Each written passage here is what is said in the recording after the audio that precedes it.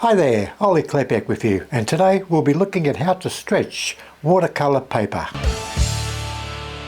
Stretching watercolour paper is one of those subjects that is highly debatable amongst artists all over the world.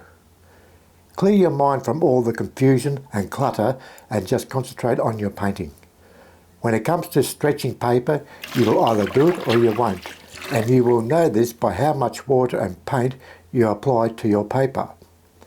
I stretch all of my gallery and commission works to ensure that my paper remains taut and firm while painting, knowing it won't buckle or warp.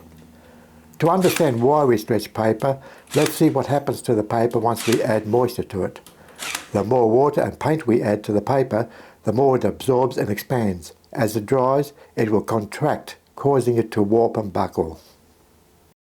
There are a number of ways to prevent your paper from warping and buckling. A lot is controlled by the thickness or weight of your paper.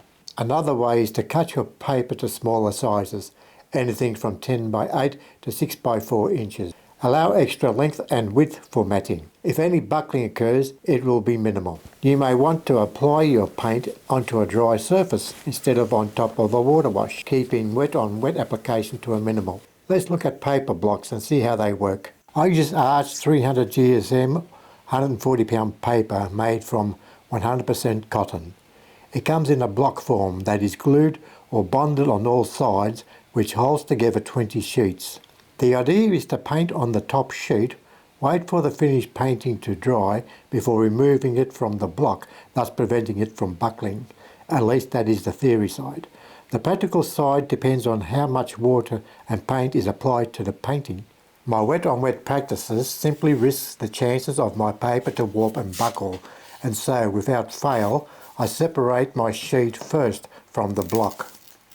I carefully remove the blank sheet from the block and stretch it before painting. Any paper weight less than 300 GSM will need to be stretched. The paper thickness will simply be too thin. You can purchase larger single sheets with a weight of 640 GSM, that is 300 pounds, and even then some artists will stretch the sheet. Once my sheet has been removed, I make sure that the top side of the sheet is facing up so that I don't mistakenly paint on the back of the sheet by mistake. I simply place a mark on the top right corner of the sheet to remind me what side to paint on. So this is how I stretch my paper. I fill a container with enough water to submerge my paper in. You may have to use your bath for larger sheets.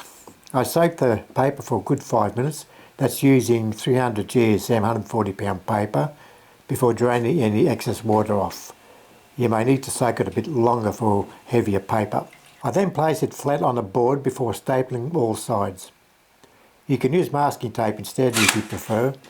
If you use tape, it is a good idea to grab some paper toweling and gently absorb the water from the edges to allow the tape to adhere to the paper and board. Once secured to the board, allow the paper to dry by leaving it overnight before painting. Here I am just marking out a border around the staples. Once my painting is finished and dry, I will remove the staples and then cut along the border with my guillotine to remove any signs of the staple marks. You can use a ruler and Stanley knife to cut away the edges if you don't have a guillotine. I place 1.5 inch masking tape over the staples. This prevents any possibility of staples coming loose and scratching your painting or causing any injury to you. The tape is wide enough so once the painting is dry and the tape is removed, you are left with a nice clean white border once you cut the edges removing the staple border. You can of course just leave the edge uncut as the matting you will use once framing will cover the edges from view. I just do it so that my potential clients can see a nice clean edge around the painting. So that comes to an end of how I stretch watercolour paper. If you like what you saw, hit the like button and subscribe to my channel. Your support is greatly appreciated.